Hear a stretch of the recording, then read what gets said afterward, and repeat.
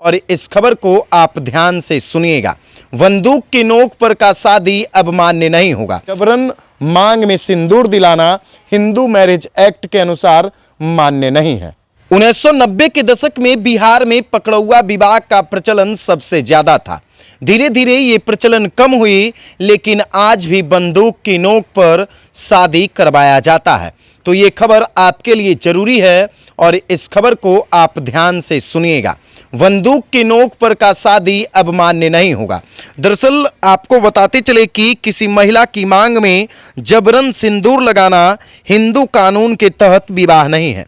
हिंदू विवाह तब तक वैध नहीं है जब तक वह स्वैच्छिक न हो और सप्तपदी यानी दुल्हा और दुल्हन के द्वारा पवित्र अग्नि के चारों ओर फेरे लेने की रस्म के साथ न हुआ हो। पटना हाईकोर्ट के जस्टिस पीबी बैजंत्री और जस्टिस अरुण कुमार झा ने 10 साल पहले हुए एक पकड़ौआ विवाह के मामले की सुनवाई करते हुए ये बातें कही हैं।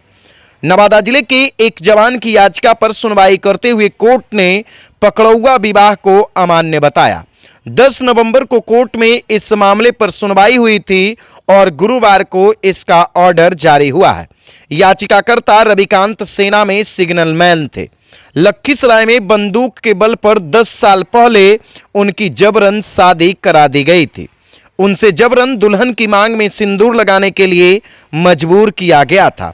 कोर्ट ने कहा कि प्रतिवादी दुल्हन यह साबित करने में विफल रही कि सप्तपदी का मौलिक अनुष्ठान कभी पूरा नहीं हुआ था। कथित विवाह कानून की नज़र में ये अमान्य है। कोर्ट ने विवाह रद्द करते हुए कहा, हिंदू मैरिज एक्ट के मुताबिक विवाह तब पूर्ण नहीं माना जाता जब तक पवित्र अग्नि का दुल्हा दुल्हन फेरे नहीं लेते। इसके विपरीत यदि सप्तपदी नहीं है तो शादी पूरी नहीं मानी जाएगी। याचिकाकर्ता रविकांत अपने चाचा के साथ 30 जून 2023 को लखीसराय में अशोकधाम मंदिर गए थे। उसी दौरान बंदूक के बल पर कुछ लोगों ने अपहरण कर लिया था। इसके बाद उसे उसी दिन प्रतिवादी लड़की को सिंदूर लगाने के लिए मजबूर किया गया।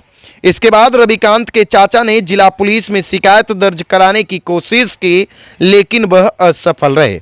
इसके बाद याचिकाकर्ता ने लखीसराय के सीजीएम की अदालत के समक्ष एक आपराधिक शिकायत दायर किया।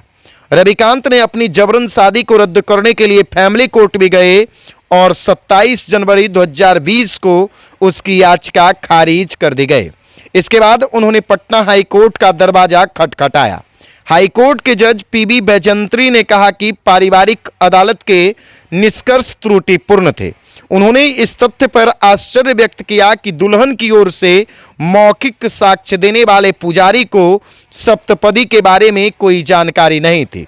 पुजारी उस स्थान के बारे में बताने में सक्षम नहीं था जहां दुल्हन के संस्कार किए गए थे। उसे ये भी पता नहीं था कि ये शादी कहां कराई गई थी और इस तरह से पटना हाई कोर्ट ने इस पकड़ौआ विवाह को अमान्य बताया। अगर बंदूक की नोक पर किसी भी लड़की का मांग भरवाया जाता है तो वो शादी मान्य नहीं होगा।